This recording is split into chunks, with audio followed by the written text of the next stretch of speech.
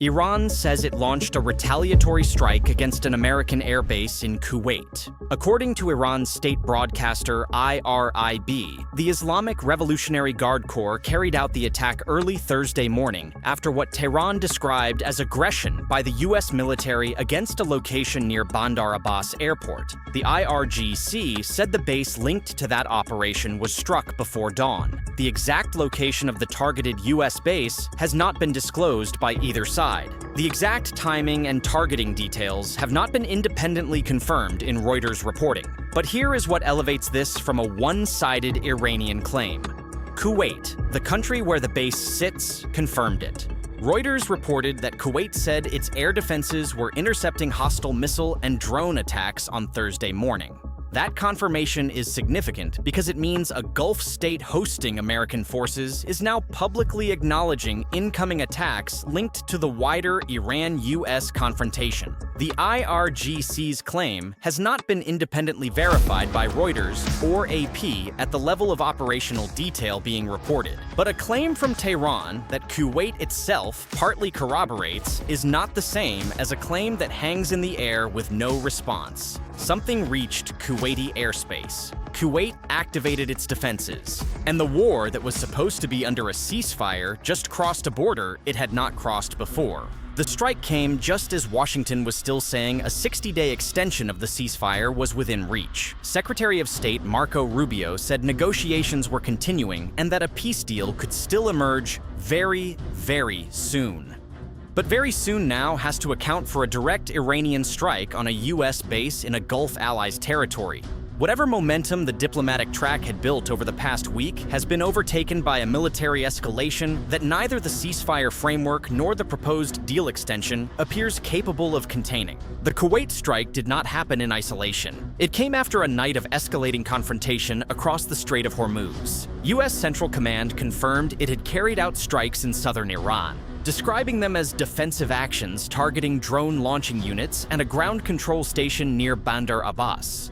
Reuters reported that a U.S. official said 4 Iranian one-way attack drones were downed near the Strait of Hormuz, though the full vessel-related details were not laid out at that same level in Reuters. The U.S. military then struck the Iranian launch position before another drone could be fired. Washington described the response as measured and purely defensive. Iran's version of the same events is very different. Tasnim offered a competing account saying an American-linked tanker was turned back after failing to comply with Iranian demands, a version Reuters did not independently confirm.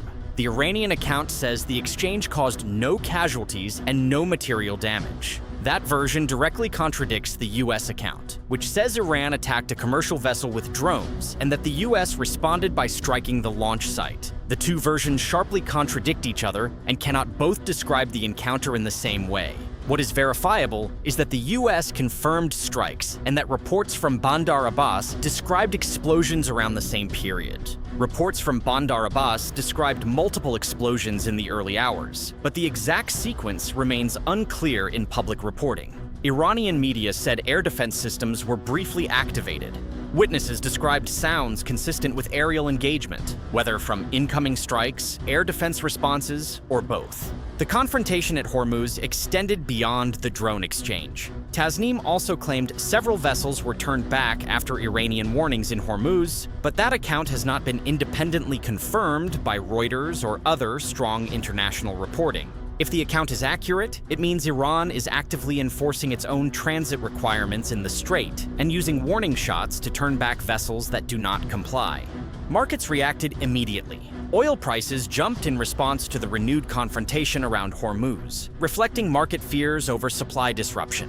Every escalation near Hormuz translates directly into higher crude prices because the strait carries roughly a fifth of the world's oil supply. A confrontation that includes strikes on a Gulf state, intercepted vessels, drone attacks on commercial shipping, and active air defense engagement over a major port city is exactly the kind of event that sends prices higher and keeps them there until the situation stabilizes. And stabilization is not what Thursday produced. While the Gulf was erupting, the Pentagon quietly updated its casualty figures from the Iran war. The Pentagon has updated its casualty figures from the war, and the updated figures suggest the toll is still rising even during what is formally described as a ceasefire period. The updated numbers came only hours after CENTCOM confirmed fresh strikes inside southern Iran. The steady upward movement of the casualty count during a period that is officially described as a ceasefire raises the question of how many of those casualties are being sustained during operations that Washington calls defensive, but that look, from the outside, like an active, low-intensity conflict. The Pentagon's casualty figures are also facing scrutiny from a different direction. The Intercept has argued that the official casualty figures may undercount the full toll, but that allegation has not been validated by Reuters. According to the report, hundreds of injuries and illnesses linked to the war may not have been included in the official databases used to brief Congress and the White House. One U.S. official reportedly described it as a casualty cover-up.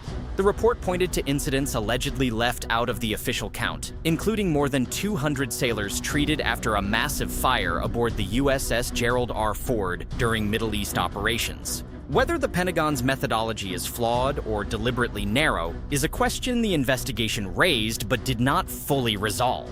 What it established is that the number 423 may not reflect the full human cost of the war. Iranian state media carried a statement attributed to Iran's supreme leader, declaring that America's military presence across the Middle East is now more vulnerable than ever before. The statement claimed the war had shattered the image of U.S. power in the region and warned that Middle Eastern nations would no longer serve as shields for American bases. The IRGC separately threatened retaliation for any future American strikes. The combination of an Iranian missile launch tied to a U.S. base in Kuwait, a confrontation at Hormuz, and public statements from Iran's highest leadership describing American power as diminished represents a posture that is not looking for an off-ramp. It is looking for leverage. Against all of this, Marco Rubio is still saying a deal is possible. He said it could come very, very soon. According to Reuters, the proposed framework under discussion included a temporary truce, Hormuz reopening, and some financial relief, but it still depended on political approval. But a deal that is supposed to reopen Hormuz is being negotiated while vessels are being intercepted, drones are being fired at commercial ships, and warning shots are being used to turn back traffic. A deal that is supposed to extend the ceasefire is being discussed while the IRGC strikes a U.S. base in a Gulf allies territory. The gap between what diplomats are describing and what the battlefield is producing has never been wider. An Iranian strike tied to a U.S. base in Kuwait would widen the geography of the conflict in a way that is hard to ignore. Until now, the military confrontation has been concentrated in and around the Strait of Hormuz and inside Iranian territory. A strike on Kuwait means Iran is willing to extend its retaliation beyond its own borders, into the territory of a Gulf state that hosts American forces. Kuwait confirmed it responded to the attack. That response may have been air defense. It may have been something else. But the confirmation means Kuwait is no longer just observing the war from the sidelines. It is now directly exposed to it. So this is what Thursday produced. Iran launched a strike tied to a U.S. base in Kuwait, according to Iranian media and later Reuters reporting on the missile attack. CENTCOM confirmed strikes in southern Iran.